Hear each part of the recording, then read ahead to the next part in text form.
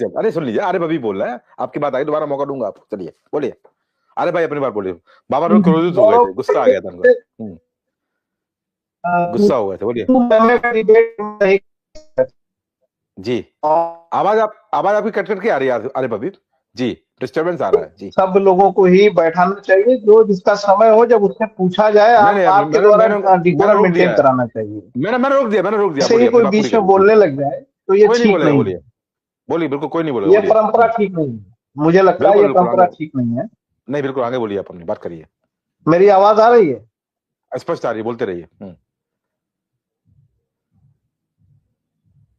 बोलते रहिए आरिफ अभी, आपकी आवाज आ रही है मुझे जी जी। मैं ये कहना चाहता हूँ कि 2014 से 2018 का एक आंकड़ा मैं अभी बहुत गौर से पढ़ रहा था जी। 134 घटनाएं इस देश में हुई है, मॉब लिंचिंग की 134 घटनाएं, जिसमें से 50% मुसलमानों के खिलाफ, भारतीय मुसलमानों के खिलाफ।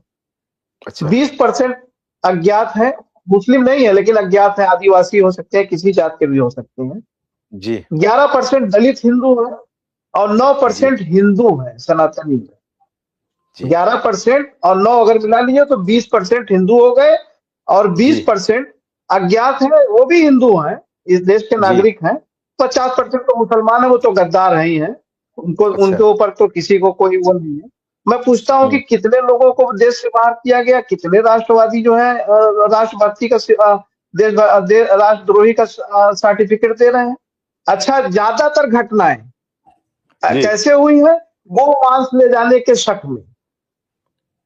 कन्विक्शन कितना आया? कन्विक्शन अगर आप देखेंगे तो बहुत मामूली सा है, कहीं पाया जाएगा। मवेशी को वध करने ले जा रहे थे, वध किया नहीं था, ले जा रहे थे, भीड़ ने पीट के मार डाला। और 134 घटनाएं हुई 4 साल में। 2014 के बाद से ऐसी घटनाओं की बाढ़ आ गई। जिस देश में अपने नागरिक को पीट पीट करके मार दिया जाता है, आपने कितने लोगों को देशद्रोही बताया, कितने लोगों को देश से बाहर किया, कितने लोगों के लिए आप पक्ष में खड़े हुए सजा देने की, और अधिकतर लोग उसके अंदर किस संगठन के हैं ये आप अच्छी तरीके से जानते हैं। अधिकतर लोग उनके वो चिन्हित हैं किस संगठन के हैं। आप देशद्रोही का बैठ के सबूत वो सर्टिफिकेट बांटने लग जाती हो। आपको सबसे पहले अडानी के ऊपर कसना चाहिए शिकंजा। पाकिस्तान से भी व्यापार कर रहा है और बांग्लादेश से भी कर रहा है। आपको बीसीसीआई को रोकना चाहिए, आपकी तो सरकार है ना। हमारी सरकार तो लगता है कि नहीं है, हम तो आतंकवादी हैं, देशद्रोही हैं। बाबा जी ने बैठ के बता दिया सब देशद्रोही आतंकवादी हैं।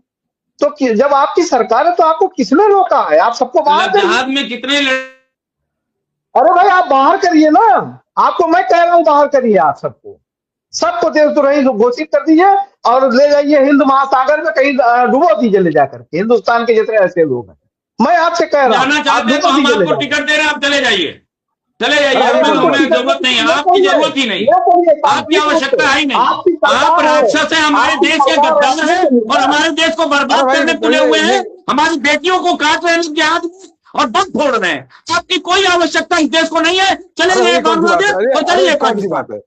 इस देश के अंदर आपने नरक बना दिया इस देश को मुसलमानों ने। अरे भाई ये कौन सी बात, चलिए बीमारी बयान मत दी, चलिए मैं कर तो हीरा अकील खान का। अरे मैं दोबारा 2014 से 2018 की घटनाओं में मारने वाले और मरने वाले दोनों हैं। 50% हिंदू है, 50% मुसलमान। अपने देश समय का मैं चलिए ठीक है। कितने लोगों के खिलाफ आपने धरना प्रदर्शन किया, कितने लोगों के खिलाफ आपने घेराव किया कि इनको देश से बाहर कर देना चाहिए, ये देश के नागरिक हैं। किस संगठन के लोग हैं? अडानी को बंद करिए ना, कारोबार बंद करें, प्रस्ताव पास करिए। आज तो भारतीय अधिकतर राज्यों में लाइए विधान परिषद ले आइए, प्रस्ताव ले आइए, प्रस्ताव मैं कहता हूँ। दोबारा आता हूँ, सुबह किसी को दोबारा आता हूँ।